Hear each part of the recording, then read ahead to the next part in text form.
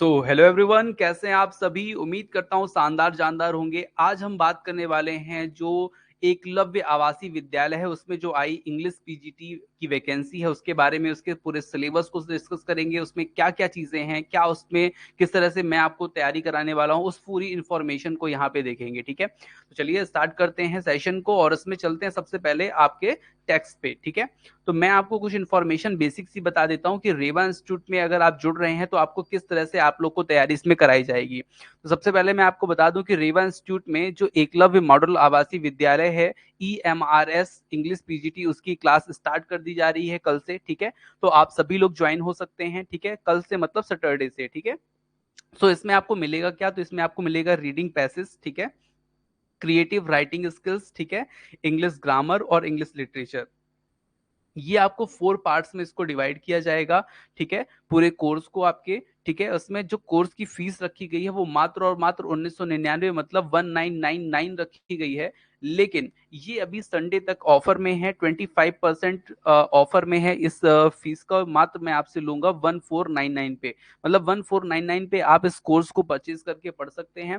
इस कोर्स की जो फीस है जो मात्र मैंने आपको बता दी 25% के डिस्काउंट पे है, और कोर्स की वैलिडिटी 1 साल की आपको मिलेगी। ठीक है, अब इस कोर्स में अगर आपको कोई भी इंफॉर्मेशन लेनी है तो आप मुझे व्हाट्सएप पे इस नंबर पे संपर्क कर सकते हैं, या फिर आप रेवा इंस्टीट्यूट ऐप को डाउनलोड करके पूरा विधिवत इसके बारे में जान सकते हैं। ठीक है, यूट्यूब चैनल है हमारा, वो भी रेवा इंस्टीट्यूट के माध्यम से, आप इसके माध्यम से भी आप जान सकते हैं। ठीक है, पूरी चीज पूरी इंफॉर्मेशन को। ठीक है, अगर आपको कॉल करना है तो इस नंबर पे आप कॉल करके भी मुझसे डायरेक्ट बात कर सकते हैं, पूछ सकते हैं। ठीक है, अब ये तो रही एक ऊपर की बात, लेकिन मैं आपको ले चलता हूँ सिलेबस पे, और सिलेबस पे मैं आप लोग को ज्यादा अच्छे से डिस्कशन आप कर पाऊंगा। ठीक है, तो ये मैं गया सिलेबस पर और इस पे मैं आप लोग को बता देता हूँ क्या कैसे आपको चीजों को पढ़ना है। ठीक है, तो सबसे पहले मैं आपको बता दूं ये जो एग्जाम होगा 130 मार्क्स का होगा। ठीक है, और पूरा कंप्यूटर बेस्ड एग्जाम होगा, जिसमें आपको क्या रहेगा, जर्नल अवेयरनेस रहेगी आएगी।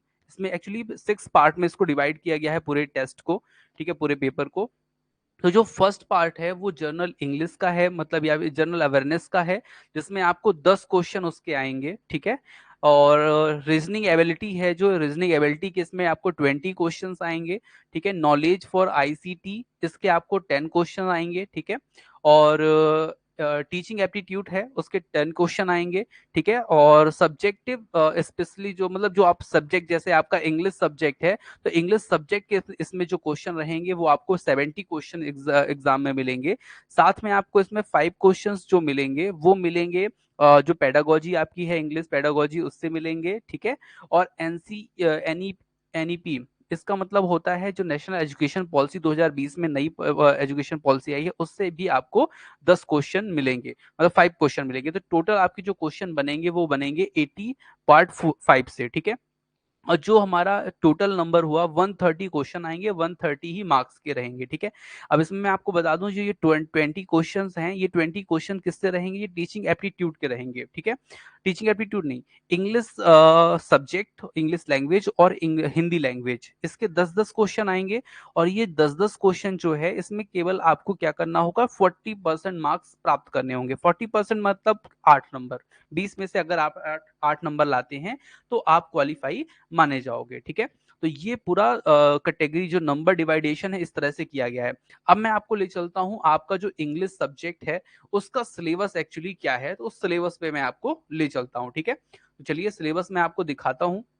सिलेबस पे अपन बात करेंगे क्योंकि वो इंपॉर्टेंट है, उसी से आपको पूरी चीजें आपको पढ़नी है। ठीक है, सो इंग्लिश पीजीटी के जो रीडिंग, इसको 4 सेक्शन पे बांटा गया। मैंने आपको बताया था कि रीडिंग सेक्शन है, क्रिएटिव राइटिंग सेक्शन है। ठीक है, और उसके बाद आपका ग्रामर सेक्शन है, फिर लिटरेचर सेक्शन है। ठीक है, तो सबसे पहले हम रीडिंग सेक्शन की बात करते हैं।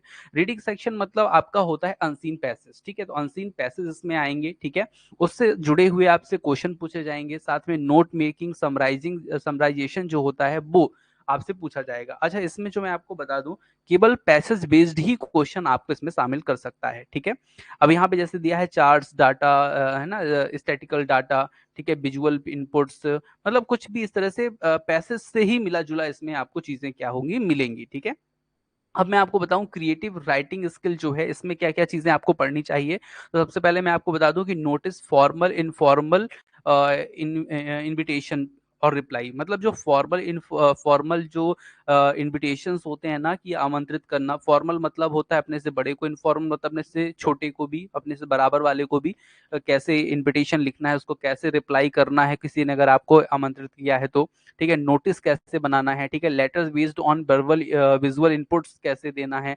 आर्टिकल जो रिपोर्ट राइटिंग होती है उसमें न्यूज़पेपर में आती है उसको कैसे लिखना है, तो ये पूरी चीजें जो हैं आपकी क्रिएटिव राइटिंग्स में आ जाएंगी, ठीक है।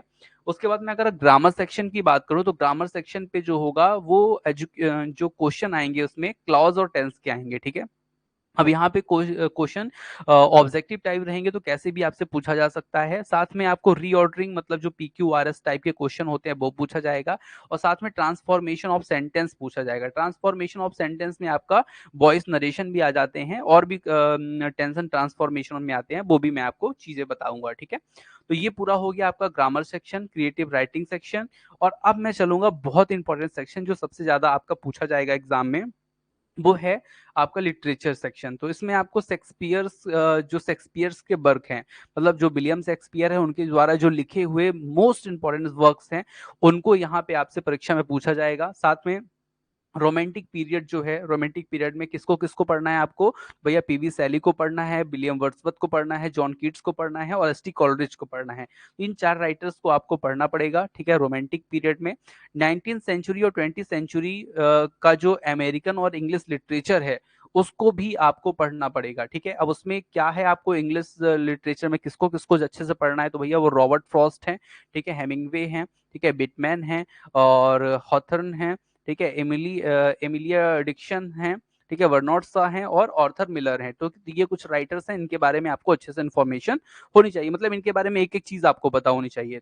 ये लिटरेचर का हो गया, ठीक है। ये सब जो नोट्स हैं वो अवेलेबल करा दी गई हैं आपके कोर्स में, आप विजिट करके कोर्स को देख सकते हैं, ठीक है।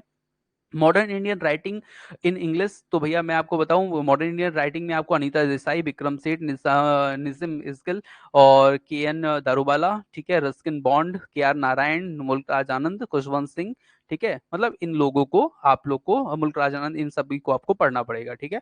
मॉडर्न राइटिंग इन इंग्लिश में अगर बात करें तो from the other part of the world, Latin American, Africa, Australian, मतलब जितने भी मॉडर्न राइटिंग में अगर लैटिन अमेरिका की बात करें या अफ्रीका की बात करें या ऑस्ट्रेलिया या साउथ अफ्रीका की, इनके भी लिटरेचर को आपको पढ़ना पड़ेगा, जिसकी मैंने वीडियो जो PDF कोर्सेज वो अपलोड कर दिए हैं, ठीक है।